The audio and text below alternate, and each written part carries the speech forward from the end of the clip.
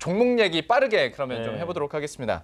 일단 미스터 라님께서 카카오 얘기를 해주셨어요. 네. 근데 이분은 진짜 대단한 게 자기는 5년 이상을 번대요. 오. 그래서 지금 장기적 관점에서 이거는 평생 가지고 싶고 언젠가는 삼성전자를 뛰어넘을 기업이 될 거라고 네네. 되게 확신 있게 생각을 하시더라고요. 5년 이상의 흐름을 봤을 때 부장님의 의견이 궁금하다고 하더라고요. 아니 5년이다 뭐 6년이다 10년이다 이게 알 수는 없지만 저는 뭐 충분히 계속 성장하리라고 보고 있고 지금 상황만 봐서는 일단은 아까 말씀드린 성장주를 볼 때 두 가지 조심해야 될 게 있는데 카카오는 어디도 해당이 안 돼요. 카카오를 경쟁할 만한 업체가 일단 없고 뿌려놓은 게 너무 많아. 이거 삼성이 한다고 될까요? 안 돼요. 그렇죠, 맞아요. 누가 해도 절대 안 되는 사업이고 그냥 카카오만 할 수가 있고 거기다가 이제 인터넷 플랫폼이라는 게 이미 이제는 어느 정도 성숙을 하고 있는데 이제 뭐 아까 전기차처럼 이제 막 시작하는 산업은 아니거든요. 그러면 여기서 성숙기에서 중요한 게 이 회사들이 압도적인 점유율을 갖고 있냐. 그럼 압도적인 점유율을 갖고 있잖아요. 스마트폰에서 절대 강자가 애플인 것처럼 네. 그래 주가 올라간 것처럼 카카오는 플랫폼에서 어쨌든 절대 강자입니다. 그러니까 이 두 가지를 봤을 때 전혀 훼손되는 모습이 없어요. 그래서 5년이고 10년이고 저는 가져가도 된다 이 생각을 해드리고 싶고 다만 이제 뭐 매 분기 체크하셔야 될 건 돈은 벌어야 될 거 아니에요. 저도 그 말씀 드리고 싶어요. 분기 실적은 그러니까 체크를 꼭 하셔야 돼요. 꼭 해야 돼요. 매출과 이익이 이번에도 되게 잘 나왔더라고요. 사분기도 꾸준히 잘 나오는지 그리고 카카오가 뿌려놓은 사업들이 되게 많잖아요. 뭐 카카오 뱅크, 페이, 뭐 모빌리티부터 해가지고 여러분이 사용하는 모든 게 다 카카오예요. 법에 접촉만 안 되면 다 하고 있어요. 네, 다 진짜. 여러분들이 웬만하면 카카오랑 그냥 산다고 생각하시면 돼요. 하루 맞아요. 종일 산다고 생각하시면 돼요. 카카오톡하고 요새 택시도 그냥 카카오티로 다 대부분 많이들 하시니까. 선물도 그걸로 하고. 진짜 제가 놀란 게 저는 카카오 선물하기 거의 안 했는데 요새 이제 그 카카오 선물하기로 제가 선물 받은 경우도 좀 많고 팬이 생기는 그런 경우도 있고 설 연휴 때 어딜 못 가니까 네. 가족들 이제 이번에 못 가가지고 그 카카오 선물하기 딱 들어가니까 뭐 홍삼도 있고 다 있어요. 너무 좋은 거예요. 맞아요. 그래서 그냥 보내주면 되니까 좋은 게 받으신 분이 본인이 그냥 주소 입력만 하면 끝나요. 맞아요. 그러니까 이게 야 이거 예사롭지 않구나. 근데 거래액을 살펴봤더니 이게 3조가 넘는 거예요. 이렇게 컸나. 근데 너무 좋은 점은 경쟁사가 없어요. 맞아요. 이 모델은 카카오만 가능해요. 카카오톡을 갖고 있어야 그러니까 이런 국민 메신저를 갖고 있어야 가능한 겁니다. 경쟁이 가능한 건데 누구도 못해요. 이거는. 그렇죠. 그래서 이걸 이제 이커머스라고 하는데 독특한 이커머스 사실은 누구도 못하는. 근데 이제 이번에 이베이 코리아 뭐 인수한다는 얘기도 있더라고요. 근데 이거는 여러분이 잘 고민해. 저도 정답은 솔직히 모르겠어요. 이베이를 코리아를 인수해서 좋아진다고 보는 분도 계시는데 이거 인수해서 뭐 하냐? 왜냐하면 카카오는 카카오 선물하기로 잘하고 있는데 굳이 왜 오픈마켓을 인수해? 왜냐면 오픈마켓 사업은 지는 사업이거든요. 그렇죠. 지금. 그러니까 예전에 지마켓 옥션 저도 잘 안 써요. 이제 점점 안 쓰게 되더라고요. 대부분 네이버나 아니면 쿠팡이나 신선식품은 마켓컬리나 이마트 쓰고 그다음에 이제 카카오 선물하기. 그렇죠. 이게 이렇게 구조적으로 나눠져 있는데 아니 그럼 카카오가 그걸 인수를 했을 때 뭐가 효과가 있는 거지? 그러니까 약간 우려되는 시각은 저는 하나가 뭐냐면 인수를 했을 때 덩치가 커지는데 이건 네이버랑 이제 싸우겠다는 거거든요. 뭐냐면 네이버가 인터넷 쇼핑에서 성공한 게 검색을 많이 하니까 그렇죠. 그 검색 통해서 트래픽이 들어와서 네이버 쇼핑을 연결해 버리잖아요. 그 물류 플랫폼 어쨌거나 갖고 있으니까. 근데 카카오톡이 이제 그걸 할 수도 있어요. 왜냐하면 카카오톡에서 뭐 이베이 코리아를 인수를 했을 때 카카오톡을 통해서 거기로 연결을 해버리는 거죠. 거기도 뭐 검색하기 있으니까. 근데 이건 네이버랑 이제 전면전이거든요. 어떻게 보면. 그래서 그게 이미 네이버가 하고 있는데 카카오가 한다고 잘할 수 있을까? 저는 약간 좀 그거는 한번 고민해봐야 될 것 같아요. 저도 모르겠어요, 솔직히 결과는. 그래서 제 개인적으로는 저는 지금 잘하고 있기 때문에 이걸 5조 원이나 들여서 사는 거는 저의 입장에서는 조금 리스크 있는 거 아닌가. 저는 일단 그렇게 보고 있어요. 제가 틀릴 수도 있고. 그래서 주주분들은 한번 이베이 코리아 인수할지 안 할지 한번 체크해 보시고 이게 어떤 효과를 가져가실지도 한번 좀 상상하시면서 대응하시되 그런 것만 아니라면 지금 어쨌든 카카오의 미래는 우리가 걱정할 이유가 없을 정도로 너무나 잘하고 있다. 여러분이 카카오를 안 쓰고 다른 회사 걸 쓴다. 그러면 그때는 끝나는 거지만 그럴 가능성은 앞으로 10년 후에도 없을 것 같아요. 그러게요. 카카오에 대해서는 장기 성장성 너무 좋고 다만 이베이 코리아 어떤 인수전 그 뉴스는 좀 잘 따라가 보자. 그리고 만약에 정말로 인수를 하게 된다면 이후에 좀 실적 추이가 어떻게 되는지 그리고 사업 영역이 어떻게 확장이 되는지 네이버와의 대결은 어떻게 또 갈릴지 한번 보자라고 얘기를 해주셨어요. 이게 왜 중요하냐면 카카오가 지금 현금이 4조 2천억이 있대요. 네. 이베이 코리아 인수가 5조 원 정도 돼요. 그러게요. 그럼 나머지 8천억 정도야 뭐 더 당길 수는 땡길 수는 있는데 있는데 그러면 현금 없어요. 그러니까요. 그러면 다른 회사 M&A를 못 해요. 왜냐 카카오가 M&A로 또 많이 큰 회사인데 아쉬운 게 그걸 해버리면 다른 데 확장을 또 못 할 수가 있어요. 마지막 총알이라고 하기에는 좀 거기는 리스크하네요. 이게 진짜. 이런 산업을 인수하면 좋은데 그러니까. 어쨌든 이런 산업이에요 지금.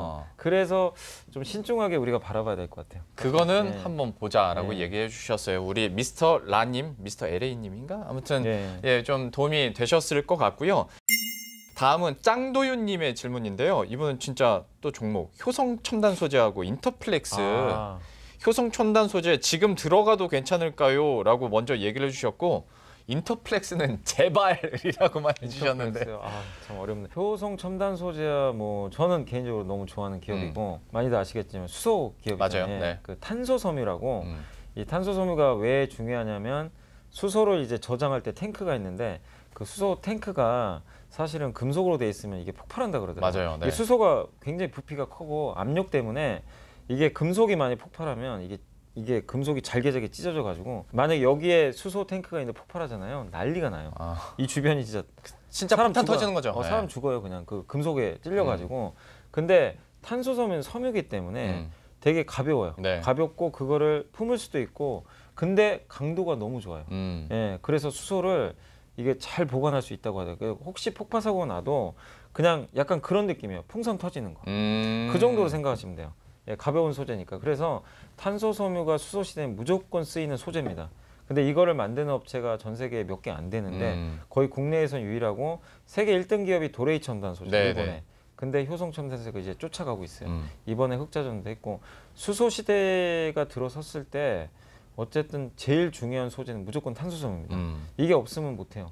근데 글로벌 대기업들이 이 시장을 노리고 있대요. 그럼 M&A 바꾸는 방법 없어요. 그쵸. 만들 수는 없어요. 기술력이 있어야 되니까. 그래서 효성 첨단 소재 가격은 앞으로 가치는 저는 올라간다고 보는데 문제는 주가가 되게 많이 올랐어요. 네, 항상 말씀드리지만 많이 오르면 고생할 수 있습니다. 아무리 좋아도 그거를 지금 주가에서 지금 쫓아가긴 좀 저는 문제가 있다고 생각하기 때문에 충분한 조정이 나올 때까지는 한번 기다리시면 좀.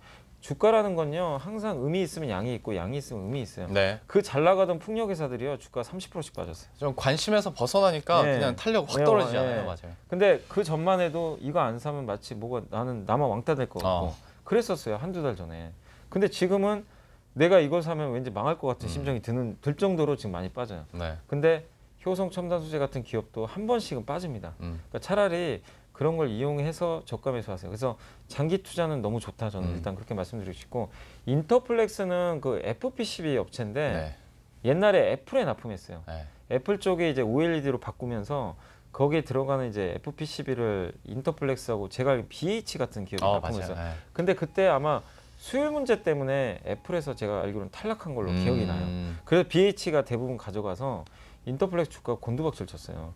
그래서 지금은 제가 알기로는 삼성 위주로 납품하는 걸로 아는데 안타까운 건 흑자를 못 내요. 적자 상태인데 한 번 더 고민해 보세요. 이번 1분기에 삼성이 어쨌든 지금 갤럭시가 잘 팔려요. 그런데도 흑자 안 나면 이거 문제가 심각한 겁니다. 그래서 1분기 실적 발표가 언제냐면 4월이나 5월에 하거든요.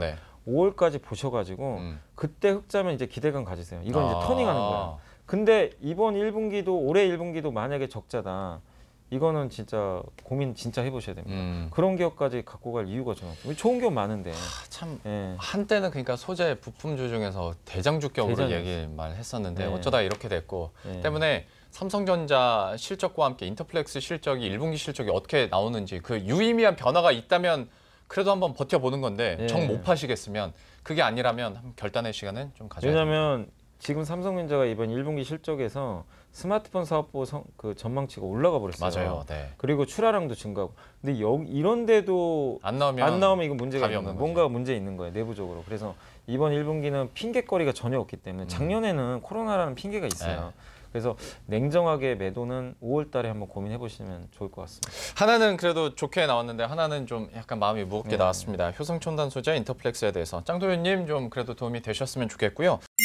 훈이님께서는 동부건설이랑 금호석유 여쭤보셨는데 동부건설이야 저희가 또 김민수 대표 언제 모시고 AS 영상도 이미 올라가 있고요. 나중에 한 번 더 AS를 해드리도록 하겠고 금호석유는 그러니까 사실 지금 어떤 화학 그리고 정유업종에 대한 경기 민감주 관심이 워낙 올라가 있으니까 공통적으로 뭐 한 번에 좀 설명을 해주시겠어요? 그러니까 화학하고 이 경기 민감주를 보실 때 지금 금리 때문에 오르는 건 사실인데 지난 몇 년간 되게 소외를 많이 받았어요. 같이 성장주에 비해서.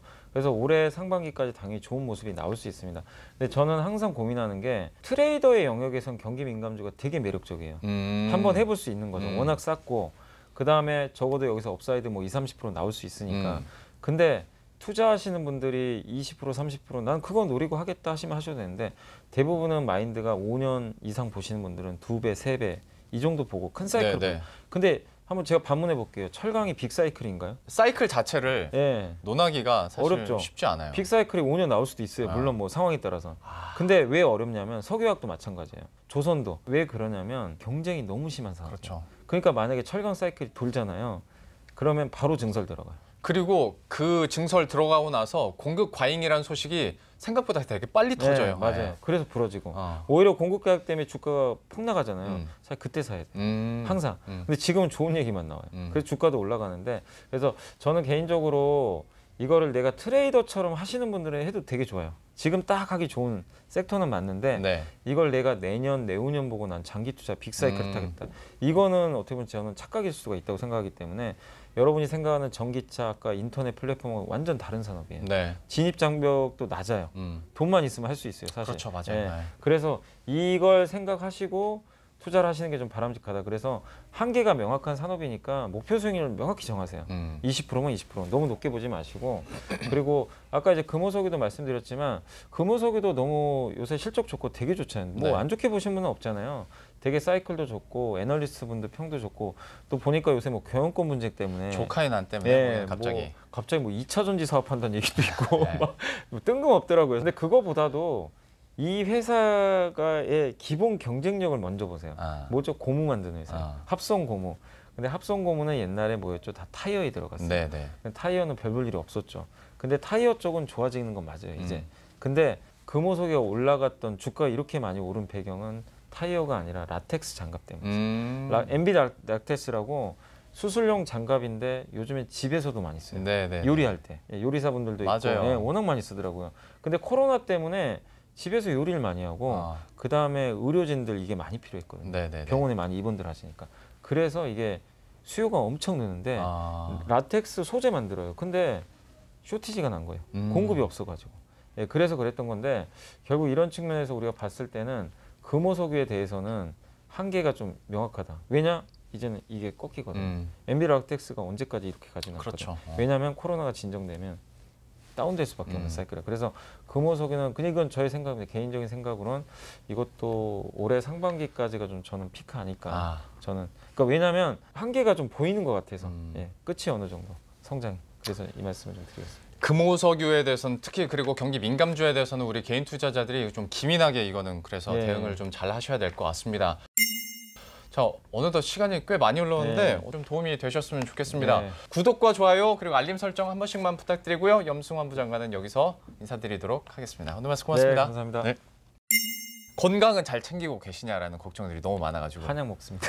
먹고 해서 왜냐면 저희가 이제 매주 방송을 하는데 정말로 그 설 연휴를 기점으로 해서 설 연휴 전에 안색이 너무 안 좋으신 거예요. 그래서 제가 맨날 다른 얘기 안 묻고 그 카메라 꺼졌을 때 건강 관리 잘하시라고 맨날 걱정했었잖아요. 그러다가 요즘에는 그래도 얼굴빛이 약간 한 2톤 정도 맑아졌어요. 한약 덕분입니까? 한약도 있고 그때 사실은요 이제 책이 나왔잖아요. 어쩔 수 없는 게 출판사에서는 당연히 책 나오고 나서 바로 홍보를 해야 되니까 그럼 제가 나가야 되잖아요. 콘서트 같은 거. 그러니까 그게 스케줄이 좀 많이 잡혔어요. 그러니까 기본 업무는 기본인데 거기에 예전에 없던 스케줄이 막 잡히는 거예요. 근데 안 할 수도 없고 아마 설 연휴 전까지 되게 좀 스케줄 때문에. 그리고 제가 지금은 새벽 방송은 안 하고 있는데 당시에 또 매일 새벽 방송 또 하는 게 있어가지고 그러니까 잠은 부족하죠. 스케줄은 늘어나죠. 그때 진짜 안 좋았어요. 그래서 뭐 그때 그랬는데 근데 지금은 좀 잠도 좀 더 자고 있고 그다음에 역시 한약이 좋은 건지 잘 모르겠는데 잘 만지시는구나. 어쨌든 한약을 먹고는 있습니다. 네네, 한약발로. 네. 두 번째 쉬는 시간 질문 중에 도식 단노바님께서 네. 그 좋은 주식 어플이나 사이트 좀 추천해달라고. 근데 그러니까 직접적으로 질문을 드리면 어디 증권사 게 좋냐고 하는데 아니 이베스트 투자증권 부장님을 모시고 다른 회사 얘기할 수는 없으니까 제가 사이트로 좀 질문을 바꿔봤고 그다음에 주식 관련 책 좀 추천해달라고 했는데 주식 관련 책을 쓰신 분한테 제가 그걸 할 수는 없으니까 혹시 생각나는 그런 건 좀 해보세요. 요새 워낙 텔레그램들 많이 쓰시는데 텔레그램에서 요새 그 증권사 애널리스트 분들이 텔레그램 많이 하세요. 본인들이 이제 뭐 소통하는 창구로도. 그래서 그거는 제가 뭐 일일이 알려드릴 수는 없지만 텔레그램을 설치하신 다음에 검색을 한번 해보세요. 뭐 각 증권사별로 리서치 센터에서 그런 것들을 많이 하시더라고요. 그 저희 회사도 뭐 이베스트 리서치 쪽에서 뭐 한두 분 하시는 분들이 계시는데 거기서 애널리스트가 거기 일방향이에요.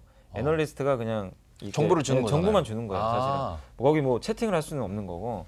근데 그런 것들이 실시간으로 이제 우리가 받을 수가 있는 거니까 좋네요. 무료잖아요. 그리고 그래서 되게 도움이 많이 되니까 그건 한번 아니면 네이버 검색해도 그런 게 나와요. 뭐 텔레그램 이렇게 유용한 사이트 뭐 이런 것도 나오니까 네이버 같은 데 검색해 보시면 좀 좋을 것 같고 그다음에 블로그 같은 데도 되게 유명하신 분들이 되게 많이 있어요. 네, 맞아요. 그 특히 제가 한 분 좀 소개해드리고 싶은 거는 그 하나금융투자의 송선재 애널리스트 혹시 아세요? 알죠. 자동차 베스트 애널. 그 거기서 사용하시는 필명이 와이민이에요. 아 그래요? 와이민. 와이셔츠 할 때 와에다가 와이민. 한글로. 이름. 그걸 검색하시면 그분 아마 블로그가 나올 거예요.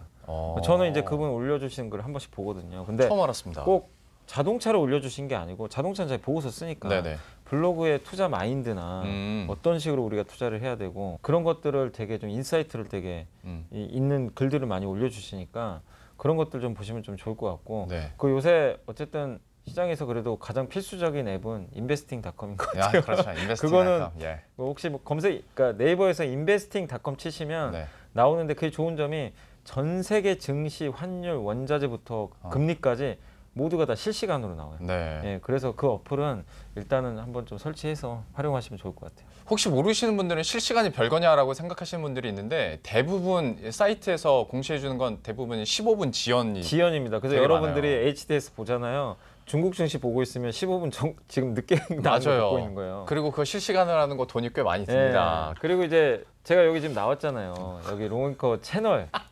여기 있잖아요. 여기 얼마나 좋은 거. 제가 그리고 한 번씩 보는데 저희 와이프도 요새 한 번씩 보더라고요. 제 채널이요? 봐요. 정말요? 롱앤커 잘한다고.